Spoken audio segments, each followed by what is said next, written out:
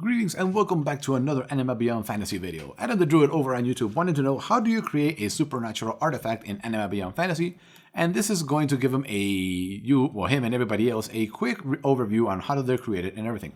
So how do supernatural artifacts work in terms of creation? Well, I'm going to lead you step by step. First, if you're making it at character creation, make sure you get permission from your GM and get in agreement with them as how it's going to be done, because there's two ways to do it with the artifact advantage.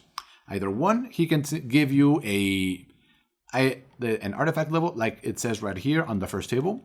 So let's say it's a level 1 character and you want to put 3 points into it. He might just tell you to select a level 2 plus item or lower and have that and be happy with it.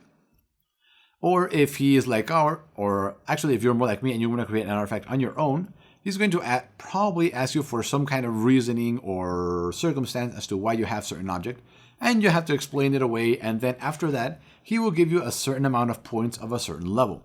Now, these points are what make this system a little bit on the complicated side.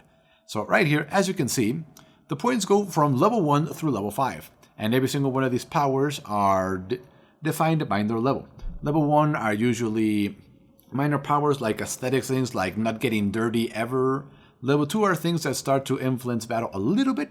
Level 3 are powers that can be used in combat. Level 4 powers are usually those that can completely change the tide of battle. And level 5 powers are absolutely ridiculous, and I will show you something near the end. But anyway, so let's say your GM told you, alright, you're wasting 2 advantages on that, so have 100 level 2 powers points or 100 level 3 points. So once you have that, because you're creating it outside of the game during character creation, you don't need to worry about this actually the very same table. If you're creating an artifact within the game through your character's abilities, you need to make sure that the power you want to put into the artifact, it does not exceed the presence required by the object to hold said power. So let's say you wanted to have some level 5 power that you somehow managed to figure out. You would need at least a plus 10 sword or armor to hold that power, because a plus 5 sword only reaches to about 80 presence. You need 100 presence in order to hold that level 5 power. Now, once you put that power into the sword, you're only going to be you have to reduce this from the total score of presence technically, and that's how much space you have left in terms of presence for more powers. Now, points can be bought downward but never bought up. So you can say sacrifice your 100 level 3 powers and get 200 level 2, but you can never pay 100 level 2 powers and get 50 level 3. So that's why getting level 4 and level 5 powers, points, is actually very difficult, and they are absolutely worth it, or at least some of them. So your GM finally gave you the points, say he gave you 100 level 3 powers. So all we gotta do now is go back here and select what we want from all these powers here. Now, if you're hoping to have something very crazy, like say plus 50 magical accumulation or that, you're going to be disappointed on that fact, because when it comes to supernatural augmentation, it is not very easy to do. So if we go over here, this is the magical section of artifacts. You will see that in order to increase even plus 10, you need 50 level 2 powers. Now, with our example, for the 100 level 3 powers we have, all we gotta do is sacrifice 25, that gives us 50 level 2, and we now have plus 10 magical accumulation in that artifact.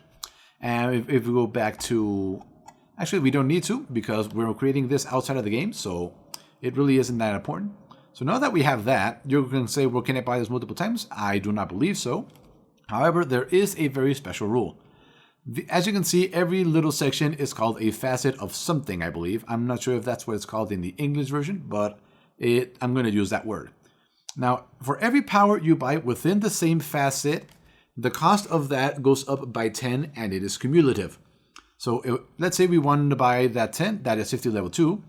Now let's say we want to increase our magical protection. Because this is our second power, it will go up by plus 10. So it is going to cost 60 level 2 instead of 50. And then if we want to add Xeon onto that, instead of let's say we want to add 250 Xeon, it is going to cost us 40 level 2 instead of 20, and so on and so forth. So that's why focusing an object into something costs a little bit more than if buying a little bit from here and a little bit from there. So if we wanted this, that would be 50 level 2.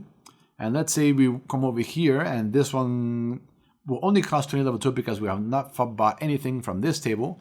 Then if we go further back down, let's say for this one and buy something here, they don't cost exactly what it says depending on the spell. So that is how buying powers works. Now, not every single power is listed on these tables. If we go all the way down here to the end of the book, you can see the powers of every weapon in the game and how much it costs for that. So for example, without protection, this means that no matter what the creature has, or even if it's a god, it cannot become immune to your attack no matter what it is. So you can hit an ice elemental with a sword that does ice damage and it will hurt him. Or a regular level 0 character can punch a god and that god will receive the hit.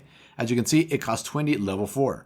This is probably one of the best powers I have seen in the game. It is extremely useful and it's so it goes by under the radar because it's not flashy, but being able to suddenly being able to touch a ghost or a god, very useful. So let's see, what is a level 5 power? Let's see. I'm not really sure. Hold on. Let's use the power of this. Space 5. Oh, actually, here we go. Omega de Pranos right here. That is a 10 points of level 5. Now, if we go back to the Imperial Sword, it should be near the end. Oh, here we go. Here they are. And that's where the swords are. Here we are. Where are you? You are farther down? No, should be farther up. So Omega de Pranos is actually the final ability of that sword. Oh, here they are. Here it is. So Omega de Pranos, which one is it? Oh, here we go. So I'm going to translate it for you. This means that every key technique that the wielder of the sword use are automatically forced, which means that anything that can be duplicated, or no, not duplicated, multiplied by 2 is automatically done so. So range, damage, increase to attack or defense, all of that is automatically multiplied by 2. So yeah, that is absolutely worth 10 level 5 points. But yeah, try getting 10 level 5 points. Yeah, that's the problem with those powers. So as you can see, creating an artifact is not that difficult. All you need to do is get in contact with your GM, tell him you want to use them, agree on a certain point value. Try not to go overboard because the more complex you try to make the item, the more difficult it will be. If you don't see a certain effect that you're trying to accomplish, look through the items that already exist. Maybe one of them has something similar and you can use the base cost of that one for that one. And on a final note, aside from creating artifacts, you can also, let's see, here we go. Supernatural combat. Now, this, I believe, is very similar to, as you can see, these are very similar to key techniques in that you focus this ability in using your supernatural artifact during combat in very specific ways. Honestly, they're not that impressive. But say for your character, he knows how to attack on distance with a very specific weapon. I don't know, maybe it extrudes some certain energy. So you can pay this and this, and as long as you meet the requirements, you can do that. So I've never really read this section in detail. I've never really found it that particularly useful. Key techniques are usually, oh, here we go. Here's something interesting, like a characteristic technique that you can only use with that certain item. So that's one of the more interesting ones. But anyway, that is the final note on artifacts. So in short, contact your GM, get the points he is going to give you, go back down to the tables, buy the powers you want, and you are literally done. Now, if you want to make the item within the game, remember, first, get a vessel where the powers are going to be. If you have no idea what type of vessel you want, there are some examples here in vessels. That is page 12. Those give you some certain ideas. You can even use tattoos, although they have very limited capacity. Remember that you need, at the very least, this much presence per power of that level in order to contain them within an object. And once you have that object set, go out and find the material that is going to give you the object. You can do simple things like sacrificing your power stat or sacrificing some other things. Or you can get some of these very rare metals. Depending on your character, you might be able to argue that he has some of this, or that he knows where to get them, or has a discount from buying them from the Black Sun, stuff like that. Once you've got your points, go down the list, buy whatever you want, and you are literally done. Just remember, you need to spend quite a bit of time in order to do this properly. And for that, I believe here you use, let's see, where is the creation ritual? Here we go, creation ritual. If you're going to create them within the game, you are going to, the best way is through alchemy. It's really not that hard. This occultism, this one is already on the page. However, these three are not on the character page. These are added into the game through this. So you can just add them to your character and say you have them. And here we have the ritual time that it's bonuses and penalties for everything. For example, if you only want to add one power, there's no penalty. But if you want to add an additional power, you're going to have penalties. Then if you're trying to do that without any gear out in the wilderness, you're going to have a very big penalty and stuff like that. So compare this to how long your character is going to take to create the item. And that really is all there is to it. Here we have the description of the 3 new secondary abilities to create the objects, and really that's all there is to say about supernatural abilities. Right now I'm going to show you something I made. I'm going to show you one of the objects I made for the Anima campaign using those rules. Hold on, what is that? There we go. Now it's season. So I'm going to head over to my DeviantArt account. I uploaded it over here. Here we go. This is what I made. Load up. So this is the object I made for my character. Now, so I'm going to translate this for you. But throughout the story, she managed to get some droplets, droplets from the blood of a dark god, not evil, just dark. And she kept those in her pocket for like 3 years until eventually somebody helped her create this object. So because these are, I decided to borrow these from Okami-san. So, and I found them hilarious, and the party absolutely loved them when I showed them, and everybody loved it. So, they give you plus 15. These are considered a plus 15 weapon. Now, during martial arts, you do not get a bonus to attack and defense from the quality of your gauntlets and knee pads. So, that's about it. But they do increase the damage. And then this one, while they are equipped, they let you see the supernatural. So, this is the equivalent of the 2-point advantage. And then this one, this is the power I copied from the Imperial Sword. This means it pierces every type of immunity and resistance. It was extremely useful near the end of the campaign because I was able to attack enemies that nobody else was able to, or that they needed to use very powerful spells to reach. And then this is a minor power. That means you can use either fire, cold, or electricity as your secondary damage for the weapon, so you can attack any of those 3 at any point in time. And this is the final one that I kind of copied from the Imperial Sword as well, but I changed the effect in that they literally disintegrate into dust and hide within the blood of the user.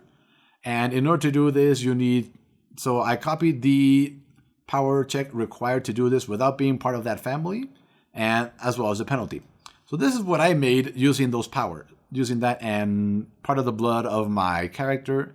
We were in a sanctuary, so there wasn't a problem doing that. And this is the little table that I made and a little drawing. So this is the kind of stuff you can make with the supernatural artifacts. You just need to be creative and not try to make a sword that gives you plus 100 on something. No, that's not going to be particularly fun or useful. Make something fun, like say a sword that is capable, I don't know, of transforming into something else. Because there are some very fun powers. For example, my favorite power so far for this, I'm going to show it to you right here, is something that most people tend to ignore. Let's see. No, that's to automatically launch spells. Now, some of the more interesting parts here are... Oh, that's the domain. Here we go. So you can actually make prosthesis. That's something you can do. Let's see. Here we go. You can give the weapon a personality, a basic or advanced personality. You can do that kind of stuff. It can give you special vision. It can create a portal if you really want that much. And where is it? There is a power out there that lets you transform the weapon into literally any other weapon.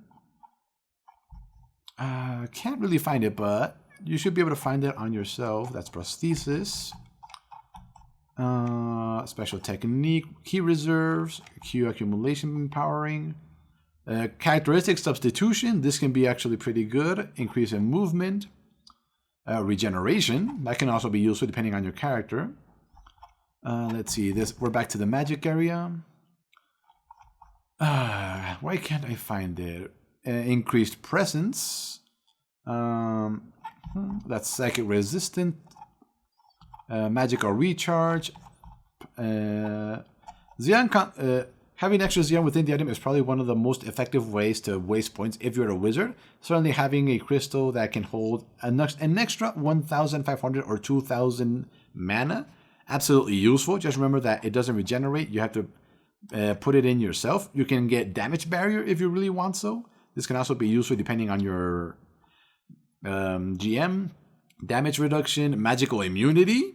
So yeah, you can be immune to pretty much anything that costs this amount of Xeon or less. Very powerful. Elemental immunity, just remember that 20 is literally the heart of a volcano or the coldest glacier or the heart of an electric storm and stuff like that. So yeah, these things can be very fun if you make them and you get creative. And you can even have special attacks from them, although this requires a bit of math, but you can do anything you want with an item as long as you have imagination. So thank you for watching, and we will see you next time for more Anima Beyond Fantasy videos for whatever it is that for whatever it is you guys want to ask, because honestly, I'm pretty done with this system. I know everything about it, so go ahead and ask later.